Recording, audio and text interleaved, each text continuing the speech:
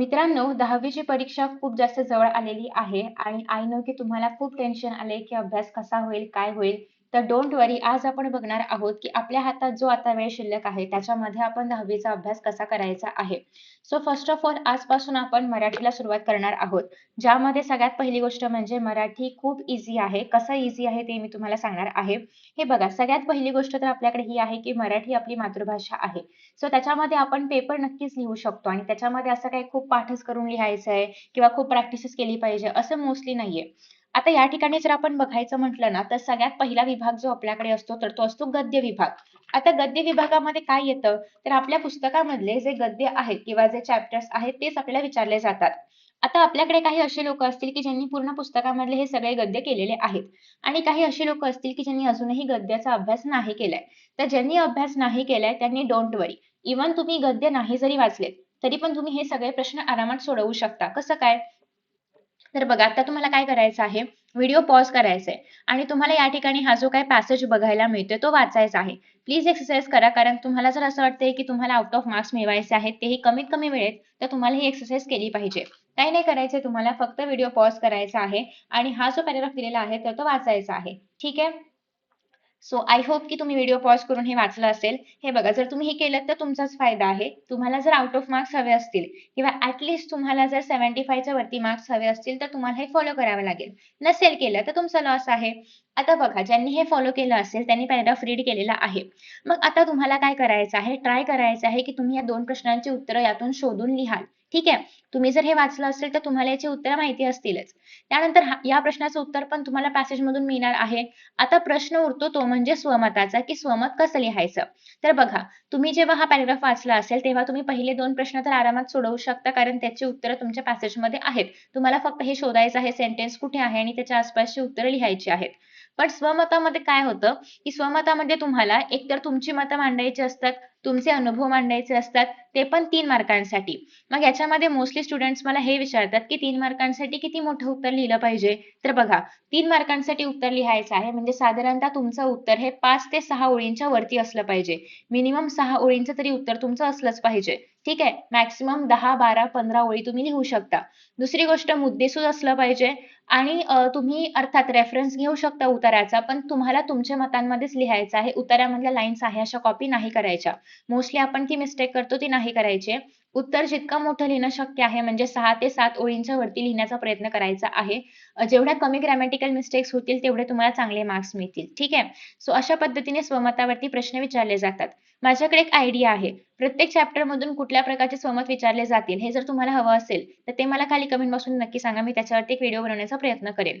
त्यानंतर बघा, दुसरा जो प्रश्न आहे, याच्यामध्येही तुम्हाला सेम पुस्तकामधलाच उतारा दिला जातो, त्याच्यावरतीच प्रश्न विचारले जातात आणि खाली तुम्हाला एक स्वमत विचारलं जातं. सो आता मला एक सांगा, तुम्ही जरी हे सगळे चॅप्टर्स नाही वाचले, तरी पण तुम्ही फक्त म्हणजे टेक्स्टबुक मधला जो काही उतारा प्रश्नपत्रिकेमध्ये बघायला मिळतोय तो वाचून तुम्ही उत्तर लिहू शकता की. म्हणजे तुम्हाला आता लास्ट मोमेंटला सगळे उतारे जर तुम्ही वाचले नसतील किंवा सगळे चॅप्टर्स जर तुम्ही वाचले नसतील, तर करायची गरज नाहीये. तुम्हाला आता कशावरती फोकस करायचा आहे, की हे जे PYQs आहेत त्याच्यामधले उतारे वाचून ते समजावून घेऊन आपण प्रश्नांची उत्तरं लिहू शकतो का, याच्यावरती फोकस करायचा आहे. सो सगळे चॅप्टर्स करण्यामध्ये वेळ घालवू नका. कोणते चॅप्टर्स करायचे ते मी तुम्हाला सांगणार आहेच. पण आता तुम्हाला काय फोकस करायचा आहे, ज्याप्रमाणे मी तुम्हाला वरचा पॅसेज वाचायला सांगितला होता, सिमिलरली तुम्हाला व्हिडिओ पॉज करायचा आहे. थोडंसं झूम करू शकता हवं तर आणि हा पॅसेज पण रीड करा. एकतर स्क्रीनशॉट काढून करा किंवा व्हिडिओ पॉज करून करा. ठीक आहे? नेक्स्ट पार्ट हा आहे. आणि ट्राय करा की तुम्ही या प्रश्नांची उत्तरं स्वतःहून लिहाल. लिहिण्याचा पण गरज नाही. ॲटलीस्ट तुम्हाला ती उत्तरं फाइंड आउट करता येतील. ठीक आहे? त्यानंतर बघा, तिसरं जे असतं तर ते असतं अपठित गद्य. आता याच्यामध्ये काय येणार कोणालाच माहिती नाहीये. पण बेस्ट पार्ट हा आहे की याच्यामध्ये स्वमत नाही विचारलं जात. याच्यामध्ये फक्त तुम्हाला पॅसेज रीड करायचा आहे, समजून घ्यायचं आहे आणि उत्तरं लिहायची आहेत.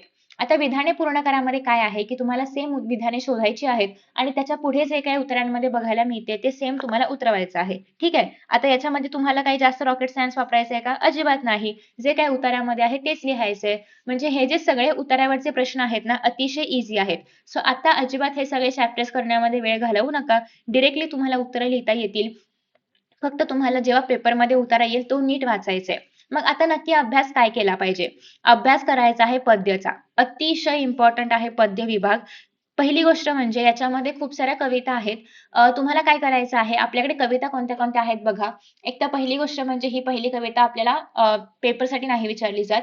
सुरुवात होते उत्तम लक्षण पासून, त्यानंतर वस्तू ही कविता आहे, त्यानंतर आहे आश्वासक चित्र ही कविता, भरतवाक्य आहे आपल्याकडे, त्यानंतर आहे खोद आणखी थोडेसे, आकाशी झेप घेरे आणि तू झालास मूक समाजाचा नायक. आपल्याकडे एकूण 8 कविता आहेत. 8 पण नाही, 7च कविता आहेत. आपल्याकडे एकूण 7 कविता आहेत. त्या 7 कवितांपैकी एक कविता इथे प्रश्नोत्तरांसाठी विचारली जाते.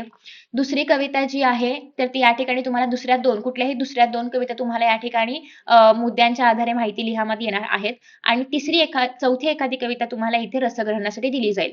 म्हणजे 4 कविता परीक्षामध्ये येणार आहेतच. आपल्याकडे एकूण 6च कविता आहेत. म्हणजे 7 कविता आहेत एकूण. त्यातल्या कुठल्याही 4 कविता तुम्हाला येणार आहेत परीक्षेला. सो आता काय करायचं आहे तुम्हाला, या सगळ्या कविता वाचायच्या आहेत. फक्त कविता नाही वाचायच्या आहेत, तर तुमच्याकडे डायजेस्ट वगैरे जे काही असेल, त्यामधून कवितेच्या प्रत्येक ओळीचा भावार्थ वाचायचा आहे. जर तुम्हाला ते नसेल करायचं, तर ट्रस्ट मी सगळे व्हिडिओज अपलोड केलेले आहेत आणि खूप छान पद्धतीने एक्सप्लेनेशन दिलेलं आहे आणि त्याच्यामध्ये बऱ्याचशा एक्झाम्पल्सने मी समजवलेलं आहे, जेणेकरून तुम्ही काव्यसौंदर्य असेल किंवा रसग्रहण आहे, या सगळ्यामध्ये ते एक्झाम्पल्स वापरू शकता. हां, काव्यसौंदर्यामध्ये तुम्हाला ज्या ओळी येतात, ते या ह्याच्यामधल्याच येतात, या कवितेमधल्याच येतात, जी तुम्हाला प्रश्नांसाठी दिलेली असते त्याच्यामधल्या. ठीक आहे. सो अशा पद्धतीने एकूण 4 कविता तुम्हाला एक्झाममध्ये कशाही करून पाहायला मिळणार आहेतच. आता अर्थात तुम्ही एक कविता प्रेडिक्ट करू शकता, की जी कविता मागच्या वर्षी म्हणजे 2025 ला तुम्हाला इथे बघायला मिळते.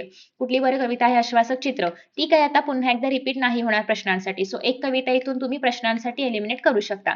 म्हणजे सेम कविता तुम्हाला अर्थात या ठिकाणी काव्य सौंदर्यासाठी पण नाही विचारली जाणार.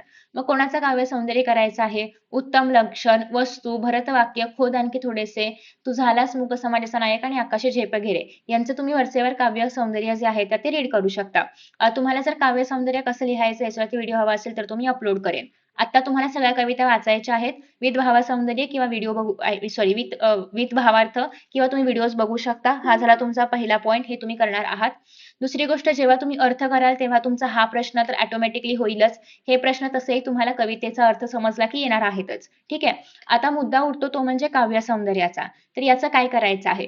जेव्हा तुम्ही आता कविता वाचणार आहात, कविता करायला लईतले तुम्हाला 2 ते 2.5 तास लागतील. कारण एवढ्या पण मोठ्या काही कविता नाहीयेत. प्रत्येक कवितेचं एक्सप्लेनेशन लईतले 15 मिनिटाचं असतं. सो 2.5 तास पण खूप झाले यार. 1.5 तासामध्ये होऊ शकतं सगळ्या कविता. ठीक आहे. मग काय करायचं आहे, तर स्वाध्यायामध्ये जेवढं काव्य सौंदर्य दिलेलं आहे, तेवढं केलं तरी पण सफिशियंट आहे. अर्थात ते पाठ करायचं नाहीये, फक्त समजून घ्यायचं आहे, की आशय सौंदर्य काय असतं, भावसौंदर्य काय असतं, हे तुम्ही एकदा वाचून घेतलं तरी पण सफिशियंट आहे. ठीक आहे. त्याच्यामध्ये पाठ वगैरे करायची अजिबात गरज नाहीये. फक्त तुम्हाला कवितेचा अर्थ माहिती असला पाहिजे. आशय सौंदर्यामध्ये काय एक्झॅक्टली लिहायचं हे माहिती असलं पाहिजे. काव्य सौंदर्यामध्ये काय लिहायचं, भाषिक वैशिष्ट्य, हे 3 मुद्दे आपण लिहितो, तर ती तुम्हाला माहिती असली पाहिजे. त्यानंतर हे खूप जास्त महत्वाचं आहे, कारण तुम्हाला याच्यामध्ये ना त्या कवितेचे कवी आणि कवयित्री यांचं नाव पण पाठ करावं लागेल. ऑब्व्हियसली तुमच्याकडे ऑप्शन असतो तिथे परीक्षेमध्ये कोणतंही एक करण्याचा, पण तुम्हाला कवी किंवा कवयित्रीची नावं तर माहिती पाहिजेत. सो जेव्हा तुम्ही कविता कराल तेव्हा काहीतरी लॉजिक लावून तुम्हाला कवीची नावं पण लक्षात ठेवायची आहेत. अर्थात जेव्हा तुम्ही अर्थ करणार आहात कवितेचा, तेव्हा तुम्हाला या 2 प्रश्नांची उत्तरे ऑटोमॅटिकली येतील. पण एक्स्ट्रा तुम्हाला काय लक्षात ठेवायचं आहे? कवी आणि कवयित्रीची नावं.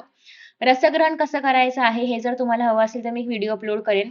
सो अगेन तुम्हाला स्वाध्यायामध्ये जेवढे प्रश्न आहेत त्यांचंच फक्त रसग्रहण करायचं आहे. सो आता आपण पाठ नाही वाचणार आहोत, पण तुम्हाला कविता मात्र वाचायच्या आहेत, कारण कवितांना खूप जास्त वेटेज आहे. त्यानंतर येतं ते म्हणजे स्थूल वाचन. हे जे तुम्हाला पिंकमध्ये बघायला मिळतात, हे सगळं कशामध्ये आहे? स्थूल वाचनामध्ये येतं. ठीक आहे.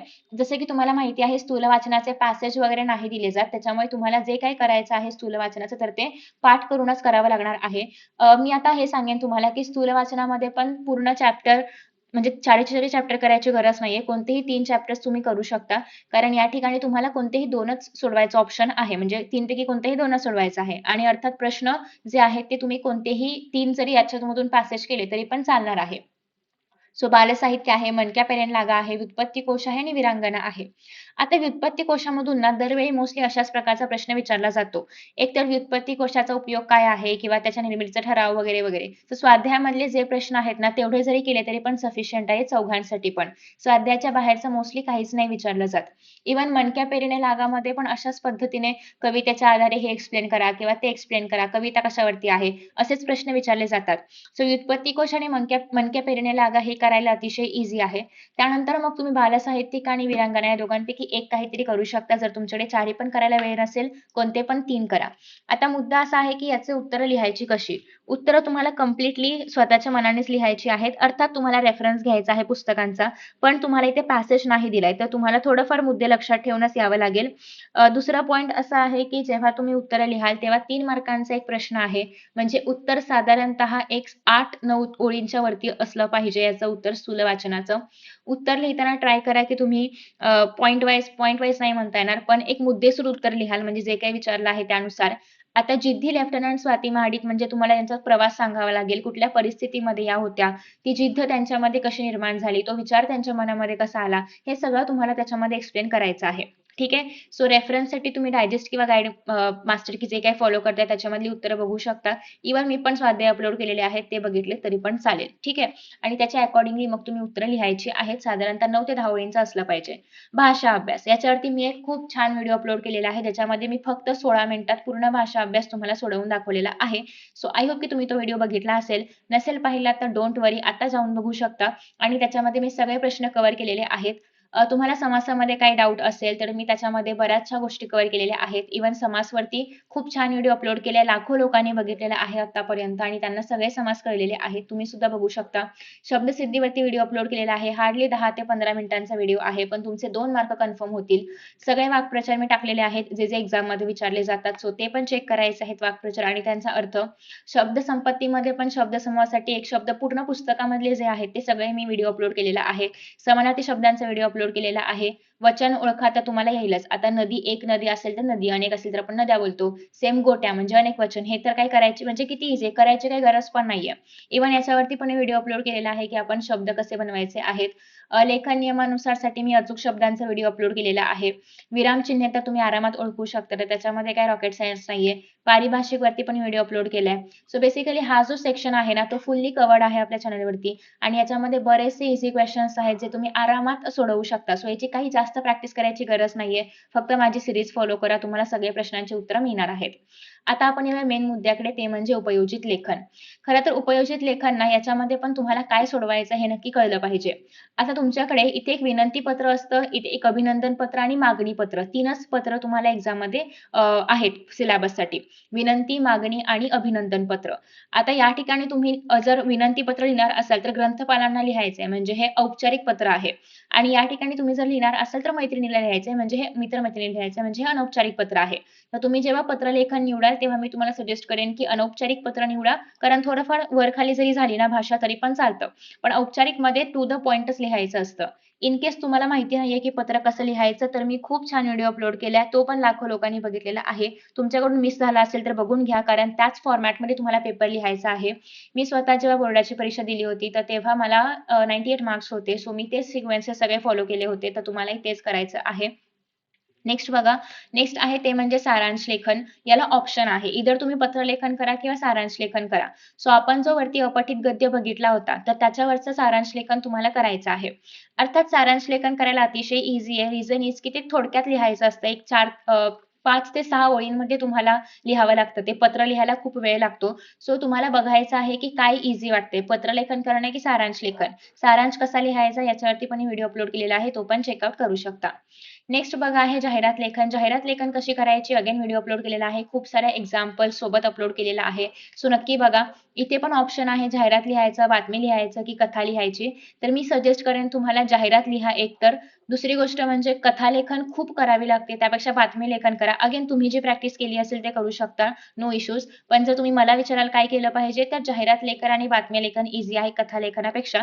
कारण कथेमध्ये एकतर तुम्हाला टायटल द्यायचं आहे, प्लस जी कुठली कथाची सुरुवात दिली असेल, मधला भाग दिलाय किंवा शेवटचा भाग दिलाय त्यानुसार लिहावं लागतं. तात्पर्य लिहावं लागतं. ठीक आहे. सो आय वुड सजेस्ट की जाहिरात लेखन बेस्ट आहे. पटापट पण होतं आणि जास्त मोठं नाही लिहावं लागेल. एक पानामध्ये तुम्ही ड्रॉ करू शकता. कशी करायची जाहिरात हे मी ऑलरेडी व्हिडिओजमध्ये अपलोड केले. बातमी लेखन पण खूप मोठं लिहायची गरज नसते, थोडक्यात अटपायची असते. फक्त एवढंच की मथळा वगैरे प्रॉपरली लिहायचा आहे. सुरुवात आणि शेवट प्रॉपर असलं पाहिजे. तारीख वार सगळं बरोबर असलं पाहिजे. ठीक आहे. आता बघा, पर्यावरण दिन कधी येतो हे तुम्हाला माहिती पाहिजे. पहिली गोष्ट तर हे लिहिण्याआधी 5 जूनला येतो, म्हणजे तुम्ही बातमी 6 जूनला लिहिणार. सो हा कॉमन सेन्स तुम्हाला वापरायचा आहे. डोंट वरी, हे सगळ्या ट्रिक्स मी तुम्हाला बातमी लेखनाच्या व्हिडिओमध्ये सांगितलेल्या आहेत. तुम्ही तो व्हिडिओ चेकआउट करू शकता. नेक्स्ट आहे ते म्हणजे प्रसंग लेखन करायचं असतं, आत्मकथन करायचं असतं किंवा वैचारिक निबंध. यात मी मोस्टली सजेस्ट करते की आत्मकथन करा, अतिशय इझी असतं. प्रसंग लेखन करायला तुम्हाला एकतर फुल प्रसंग आधी इमॅजिन करावा लागतो आणि मग थोडंफार इथे जसं दिलंय तर त्या पद्धतीने तुम्हाला लिहावं लागतं. आत्मकथनमध्ये मोस्टली एवढा काही फरक नाही पडत इमॅजिनेशनचा वगैरे, कारण साधारणतः नदी कशी बोलते किंवा झाड कसं बोलतंय, काय बोलेल हे तुम्ही मुद्द्यांच्या आधारे इमॅजिन करून लिहू शकता. नेक्स्ट आहे ते म्हणजे वैचारिकमध्ये तर अर्थात तुम्हाला पॉझिटिव्ह साइड्स, निगेटिव्ह साइड्स सगळं लिहावं लागतं आणि हा अप टू मार्क असला पाहिजे निबंध. इथे तुम्हाला आत्मकथनमध्ये थोडंफार वरखाली झालं, काही मिस झालं तरी पण चालेल. पण वैचारिकमध्ये काही मिस वगैरे होता कामा नये. सगळे पॉइंट्स लिहिलेच असले पाहिजेत आणि वैचारिकमध्ये तुम्हाला पॉइंट्स पण नाही दिले जात. आत्मकथनमध्ये पॉइंट्स दिले जातात, प्रसंग लेखनमध्ये पॉइंट्स दिले जातात. सो अजूनही तुम्ही ठरवलं नसेल काय लिहिलं पाहिजे, तर मी सजेस्ट करेन की आत्मकथनलाच प्रायोरिटी द्या. ते नसेल तर मग प्रसंग लेखन करा. मी व्हिडिओज मात्र सगळ्यावरती अपलोड केले आहेत. तुम्ही चेकआउट करू शकता.